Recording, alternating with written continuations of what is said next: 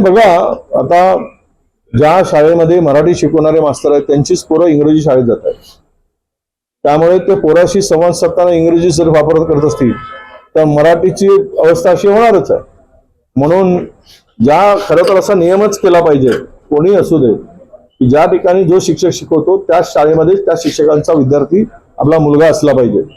हा नियम फार महत्वाचा मला वाटतो. म्हणजे पोराबरोबर इतरांची मुलांचा ते काळजी घेईल आणि मन लावून शिकवू शकेल.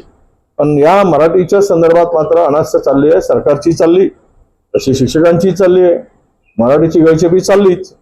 कारण त्याकडे आपण सगळे बघितलं की राजकीय हेतून न बघता साहित्यकांचं म्हणणं जे आहे तो तरी विचार करून राज्य सरकारने पुढचं पाऊल टाकलं पाहिजे. हे होणारं नुकसान इतकं प्रचंड मोठ्या प्रमाणात विद्यार्थ्यांचं होते आणि विद्यार्थी एवढ्या मोठ्या प्रमाणात नापास होत आहेत. त्याकडे गांभीर्याने बघण्याची गरज आहे आणि ते सरकार बघेल असं मला वाटतं.